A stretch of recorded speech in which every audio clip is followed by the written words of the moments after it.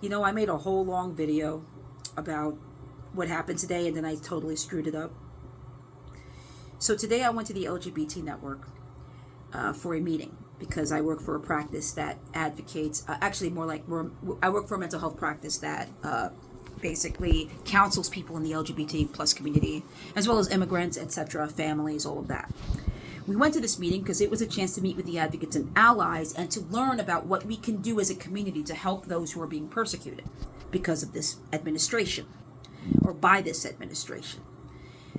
And I have to say, it was so overwhelming. All of the stories I heard sitting in that big room were different people from all over New York, all over Long Island actually, came in from advocacy groups, from mental health practices, from immigration groups, all of that from... It was so overwhelming to hear their stories because a lot of it was negative, because a lot of it were from clients that were scared. And we did have some positives from people reminding others of our rights. I was one of those people who said, you know, though if you are a mental health or healthcare provider, we know our rights, and our rights is HIPAA is on our side. We don't have to say jack shit to anyone, especially ICE. So here's the thing. What I took from this was we need to contact organizations that are already in existence, join up with them, and show up. Because people need us to show up. Our community needs us to show up. And that's hard for some people. It's hard for me because self-preservation, which I will get into in a few, is tempting. I have a friend in California. She's actually on TikTok. People know her as Marie Willa, transgender extraordinaire, and she is. She's amazing. But she did state something that was very true and hard for me to take in. And the reason why it was hard for me to take in is because it was the truth. I had to process it, which is self-preservation is not going to save you. It's not going to save me, because eventually they come for all of us.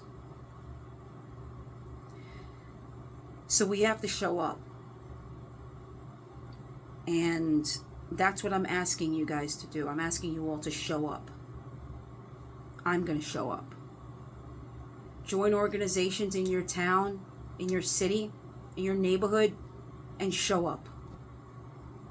Because we need to be there for the people who can't be there for themselves. And that's that. So that's what I got out of today. And I'm learning some tricks, learning how to advocate better. And the LGBT network meeting today was perfect for that. And I picked up some flyers on how to step up. So I want to see where I can get involved, although my boss doesn't want me to end up in jail because they need me. This is what she said. It's kind of funny, but I don't want to end up in jail either. And I don't want to lose my license.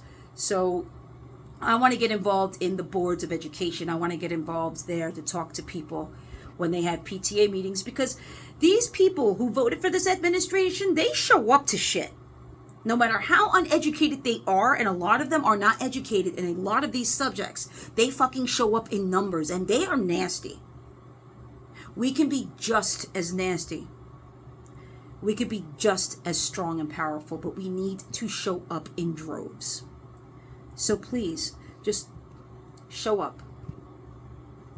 And that's all I have to say about that.